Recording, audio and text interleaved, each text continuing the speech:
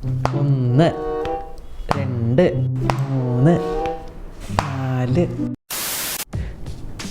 Vivo X fold 3 pro. നിങ്ങളുടെ കയ്യിൽ കാശുണ്ടെങ്കിൽ ഇപ്പോൾ വാങ്ങിക്കാൻ പറ്റിയ ഏറ്റവും ബെസ്റ്റ് ഫോൾഡബിൾ ഫോണാണ് ഇത് എന്ന് വിവോ പറയുന്നു. അത് വിവോ പറയും, പക്ഷേ എനിക്ക് എന്ത് തോന്നി എന്ന് ഈ വീഡിയോയിൽ ഞാൻ പറയും. എനിക്കുണ്ടല്ലോ ഈ ഫോൺ കണ്ടപ്പോൾ ആദ്യം തോന്നി ഇത് പണ്ടത്തെ സ്ലേറ്റ് ആണ്. നിങ്ങൾ എത്ര പേര് പണ്ട് സ്ലേറ്റ് ഉപയോഗിച്ചിട്ടുണ്ടെന്ന് ജസ്റ്റ് ഒന്ന് കമന്റ് ചെയ്യുക. അതായത് ഭയങ്കര സ്ലിം ആണ്, 5.2 മില്ലിമീറ്റർ മാത്രമാണ് ഇങ്ങനെ തുറന്നു പിടിച്ചാലുള്ള തിക്നെസ്. സ്ലേറ്റിന്റെ സ്കൂളിന്റെ കാര്യം പറയുമ്പോൾ നിങ്ങൾക്ക് എല്ലാവർക്കും ക്ലാസ്സിൽ ഒരു ചെക്കനുണ്ടാവും, എല്ലാ കാര്യത്തിനും ഫസ്റ്റ് അടിക്കും. എന്ന് മാത്രമല്ല എല്ലാം കഴിഞ്ഞ ടീച്ചർ ക്ലാസ്സിൽ നിന്ന് ഇറങ്ങാൻ പോകുന്ന സമയത്ത് ടീച്ചറെ ഹോംവർക്ക് ഉണ്ടായി മറന്നുപോയല്ലോ ചോദിക്കുക എന്ന് പറയുന്ന ഫസ്റ്റ് അടിക്കുന്ന ചങ്കില്ലേ, ഏകദേശം അതുപോലെയാണ് ഇവൻ. എന്തോരം ഫസ്റ്റ് ആണെന്ന് ഇതിനകത്തുള്ളത്. ആദ്യമേ ഇന്ത്യയിൽ ഉണ്ടാക്കിയ വിവോയുടെ ഏറ്റവും ആദ്യത്തെ ഫോൾഡബിൾ ഫോണാണ് ഇത്, ആൻഡ് ആദ്യത്തെ സ്ലിമ്മസ്റ്റ് ഫോൾഡ്. അതായത് തുറന്നിരിക്കുന്ന ഈ ഫോൺ മടക്കി കഴിഞ്ഞാൽ ഇത് എന്റെ വാളറ്റ് ആണ്, ഞാൻ എന്റെ കാർഡ് കൊണ്ട് കിടക്കുന്നത്. ഏകദേശം അത്രേ ഉള്ളൂ. ഇത് ശരിക്കും പറഞ്ഞ ഒരു സാധാ ഫോണിന്റെ ഒക്കെ അത്രയും ആയി തുടങ്ങി നമ്മുടെ ഫോൾഡ്. യെസ്, 11.2 മില്ലിമീറ്റർ ആണ് ഇതിന്റെ തിക്നെസ് മാത്രമല്ല ഇത് ഇന്ത്യയിലെ ആദ്യത്തെ ലൈറ്റസ്റ്റ് ഫോൾഡബിൾ ഫോണാണ്. കൈ കൊണ്ടുപോകുമ്പോൾ 236 ഗ്രാം മാത്രം. അതിന്റെ കാരണം ഫ്രണ്ടിൽ ഗ്ലാസ്, ബാക്കിൽ ഗ്ലാസ് ഫൈബർ, ചുറ്റും അലുമിനിയം ഫ്രെയിം,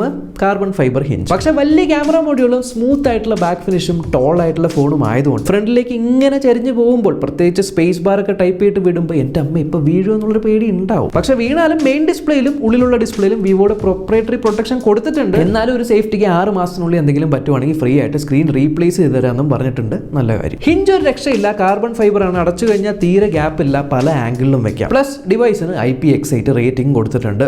യെസ്, IPX8 ആണ്.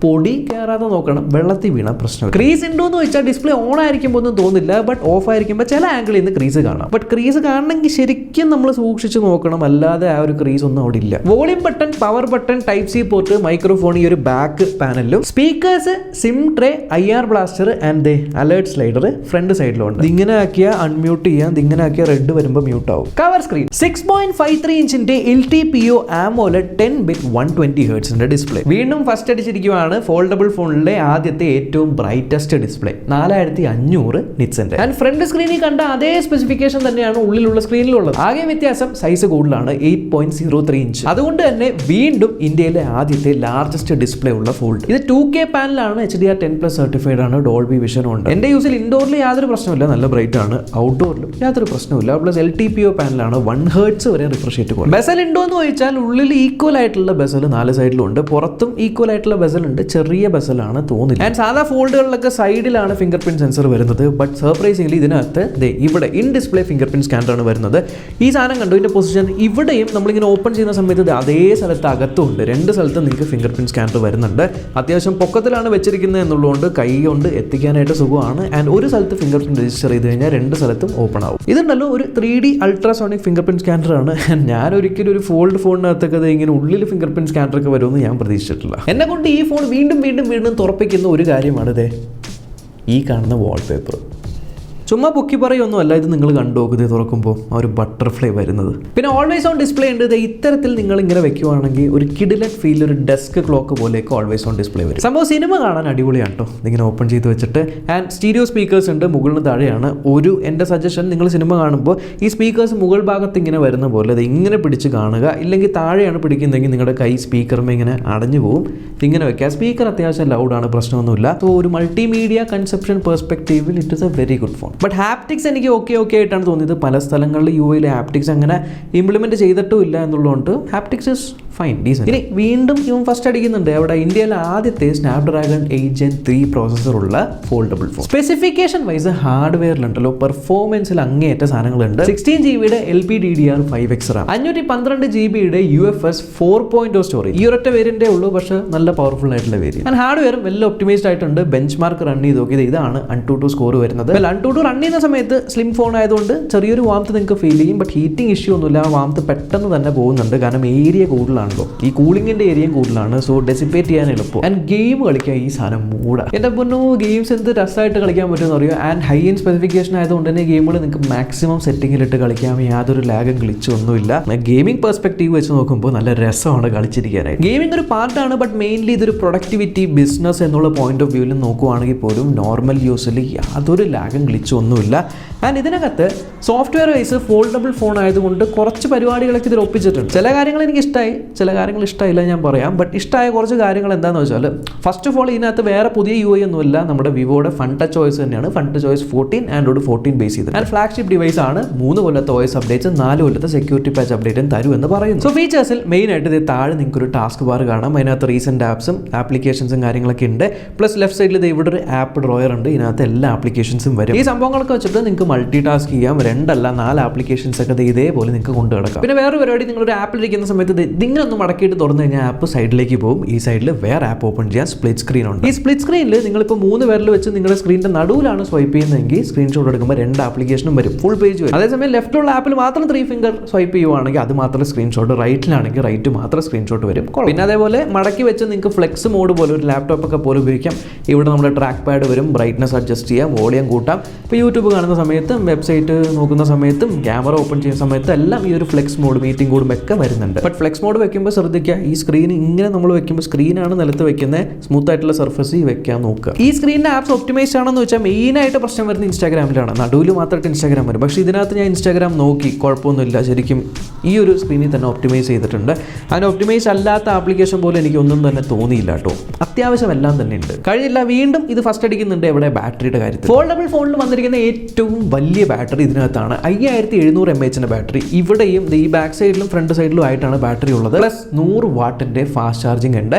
ബോക്സിനകത്ത് 120 വാട്ടിന്റെ ചാർജറും കേബിളും തരുന്നുണ്ട്, ടൈപ്പ് സി ആണ്. ഫ്ലാഷ് ചാർജിങ് ആയതുകൊണ്ട് തന്നെ നിങ്ങൾക്ക് 44 മിനിറ്റിൽ ഫുൾ ചാർജ് ചെയ്യാൻ പറ്റും. അതുപോലെ ഇതിനകത്ത് 50 വാട്ടിന്റെ ഫാസ്റ്റ് വയർലെസ് ചാർജിങ് കിട്ടുന്നുണ്ട്. നിങ്ങളുടെ വീട്ടിൽ സാധാ വയർലെസ് ചാർജറിൽ കൊണ്ടുവച്ചാൽ ചാർജ് ആവും, ഫാസ്റ്റ് ചാർജ് ആവില്ല. വിവോയുടെ സ്വന്തമായിട്ടുള്ള ആ ഒരു ചാർജറിൽ മാത്രമേ 50 വാട്ടിന്റെ ഫാസ്റ്റ് ചാർജിങ് സപ്പോർട്ട് കിട്ടും. യെസ്, സോ ബാറ്ററി ലൈഫിന്റെ കാര്യം നോക്കുവാണെങ്കിൽ നിങ്ങൾ ഈ കവർ സ്ക്രീൻ മാത്രമാണ് ഉപയോഗിക്കുന്നതെങ്കിൽ ലാവിഷ് ആണ്. നിങ്ങൾക്ക് വൺ ഡേ കൂടുതൽ നിങ്ങൾക്ക് കിട്ടും. പക്ഷേ നിങ്ങൾ ഉള്ളിലുള്ള സ്ക്രീനും കൂടി സൈമിൾട്ടേനിയസ്ലി ആൻഡ് മാക്സിമം ഉള്ളിലുള്ള സ്ക്രീനാണ് യൂസ് ചെയ്യുന്നതെങ്കിൽ ഓൾമോസ്റ്റ് നിങ്ങൾക്ക് ഒരു 7 hours ഒക്കെ യൂസ് ചെയ്യാനായിട്ട് പറ്റും screen on time. So battery life is bad എന്ന് ഒരിക്കലും പറയാൻ പറ്റില്ല, അത്യാവശ്യം ഗുഡ്. അതായത് ഒരു ഫോൾഡബിൾ ഇത്രയും സ്ലിം ആയിട്ടുള്ള ഫോം ഫാക്ടറിന് നല്ലൊരു ബാറ്ററി ബാക്കപ്പ് ആണ് കിട്ടുന്നത്. ഞാൻ ബാറ്ററിനെ കുറിച്ച് അത്ര എനിക്ക് വറി ചെയ്യേണ്ട ആവശ്യം വന്നില്ല, കാരണം ചാർജ് കുറവാണെന്ന് തോന്നിക്കഴിഞ്ഞാൽ ഫ്ലാഷ് ചാർജറില്ലേ 100 വാട്ടിന് ജസ്റ്റ് കുത്തിയിടുക, കുറച്ച് നേരം കഴിഞ്ഞിട്ട് എടുക്കുമ്പോഴേക്കും അത്യാവശ്യം ഉപയോഗിക്കേണ്ടത്ര ചാർജൊക്കെ വരുന്നുണ്ട്. സോ ബാറ്ററി ലൈഫ് ഞാൻ പ്രതീക്ഷിച്ചതിലും കുറച്ചുകൂടി നല്ലതാണ്. ഇനി യമണ്ടൻ ക്യാമറ മൊഡ്യൂൾ. ബാക്കിൽ നിങ്ങൾക്ക് 3 ക്യാമറ ആയിരിക്കും കാണുന്നത്, പക്ഷേ 3 അല്ല 5 ക്യാമറ. ടെക്നിക്കലി കാണുമ്പോൾ 3 ക്യാമറയാണ്, പക്ഷേ 5 ക്യാമറയുടെ പണി എടുക്കുന്നുണ്ട്. 50 മെഗാ പിക്സലിലെ പ്രൈമറി ഒംനി വിഷൻ ക്യാമറയാണ് OS ഉള്ളത്. വീണ്ടും 50 മെഗാ പിക്സലിലെ അൾട്രാ വൈഡ് ക്യാമറയാണ് Samsung JN1 sensor. And 64 mega പിക്സലിലെ ഒരു telephoto lens, 3x optical zoom ആണ്. പക്ഷേ തെറ്റിദ്ധരിക്കേണ്ട, നിങ്ങൾക്ക് 10x ഫോട്ടോ എടുക്കാം, 100x ഫോട്ടോ എടുക്കാം. 10x ഒക്കെ നല്ല രസമുണ്ട് കാണാൻ. കവർ സ്ക്രീനിൽ മിഡിലായിട്ടും ഉള്ളിലുള്ള സ്ക്രീനിൽ റൈറ്റ് സൈഡിൽ മുകളിലായിട്ട് നിങ്ങൾക്ക് സെൽഫി ക്യാമറ വരുന്നുണ്ട്, 32 മെഗാ പിക്സലിന്റെ ക്യാമറ. മെയിൻ ക്യാമറയിൽ മാത്രം നിങ്ങൾക്ക് 8K 30 FPS വീഡിയോ ഷൂട്ട് ചെയ്യാം. ബാക്കിയുള്ള എല്ലാ ക്യാമറയിലും നിങ്ങൾക്ക് 4K 60 FPS ഷൂട്ട് ചെയ്യാം. യെസ്, സിനിമാറ്റിക് വീഡിയോ വരെ ഷൂട്ട് ചെയ്യാം. എഡ്ജ് ഡിറ്റക്ഷൻ ഭയങ്കരമായിട്ട് ഇമ്പ്രൂവ് ആയിട്ടുണ്ട്.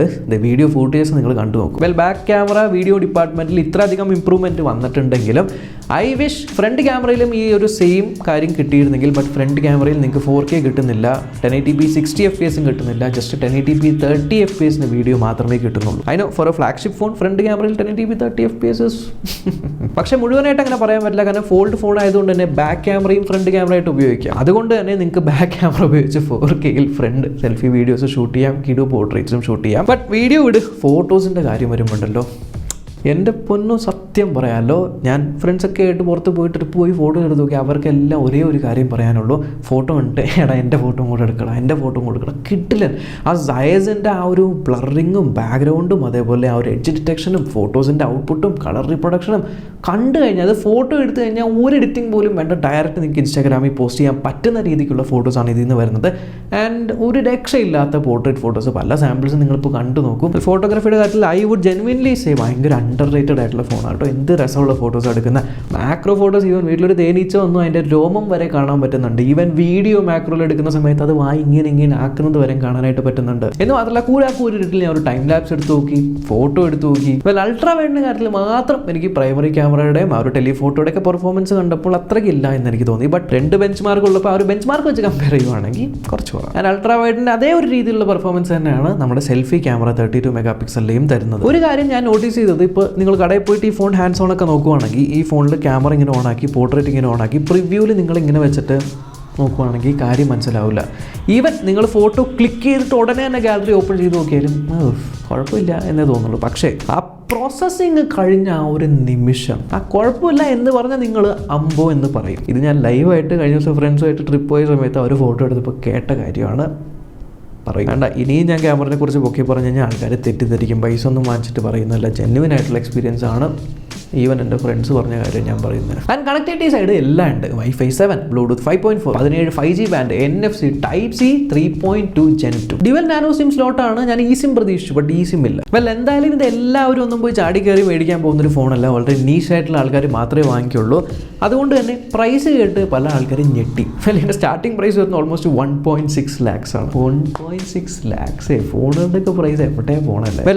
ഇനിഷ്യലി ലോഞ്ച് ഇവന്റിന് ഞാൻ 1.6 lakhs എന്ന് കേട്ടപ്പോൾ എൻ്റെ കണ്ണൊന്ന് തള്ളി. അത് ഞാൻ സ്റ്റോറി ഇട്ടപ്പോൾ പല ആൾക്കാരും പറഞ്ഞു ഓവർ പ്രൈസ്ഡ് ആണ്. ബട്ട് കഴിഞ്ഞ ഒരാഴ്ചയായിട്ട് ഞാൻ യൂസ് ചെയ്ത് എൻ്റെ ഒരു എക്സ്പീരിയൻസ് പറയുവാണെങ്കിൽ ഫസ്റ്റ് ഓഫ് ഓൾ കുറച്ച് കഷ്ടപ്പെട്ടിട്ടുണ്ട്. അതായത് ഒരു സാധാ ഫോൺ പോലെ തന്നെ ആക്കിയെടുക്കാനായിട്ട് നിസ്സാര പണിയല്ല. പ്ലസ് ഇത് ഈ കാണുന്നൊക്കെയാണ് ഈ ഫോണിൻ്റെ അകത്തുള്ളത്. ആൻഡ് ഓവറോൾ ക്യാമറ പെർഫോമൻസും എല്ലാം കൊണ്ട് ഞാൻ നോക്കിയപ്പോൾ ആ ഒരു പ്രൈസ് അത്ര കൂടുതലാണെന്ന് എനിക്ക് തോന്നിയില്ല. ഞെട്ടിക്കാത്ത രീതിയിലും ഇതിൻ്റെ പ്രൈസ് അവർ പറഞ്ഞു. അതായത് 24 മാസത്തെ EMI എടുക്കുവാണെങ്കിൽ 6666 രൂപ പെർ മന്ത് നോ കോസ്റ്റിൽ വരും, 0 ഡൗൺ പേയ്മെൻറ്റിൽ. പ്ലസ് 10% ഇൻസ്റ്റൻറ്റ് ക്യാഷ് ബാക്കും. അതേപോലെ ഡിസ്പ്ലേ ആണ്, എന്താവും ടെൻഷൻ ഉണ്ട് എന്നുള്ളവർക്ക് 6 months ഫ്രീ സ്ക്രീൻ റീപ്ലേസ്മെൻറ്റും കൊടുക്കുന്നുണ്ട്.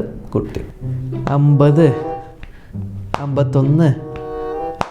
ഞാൻ ആദ്യം തൊട്ട് എന്താ ചെയ്യുന്നതെന്നല്ലേ, ഇതിൻ്റെ ഡിസ്പ്ലേ ഇതേപോലെ ദിവസവും 100 വട്ടം ഇങ്ങനെ ഫോൾഡ് ചെയ്ത് കഴിഞ്ഞാൽ 12 വർഷം വരെ ഒരു കുഴപ്പമില്ലാണ്ട് ഓടുമെന്ന് പറയുന്നു. സോ ടെസ്റ്റ് ചെയ്തുകൊണ്ടിരിക്കുക, ശല്യപ്പെടുത്തല്ലേ.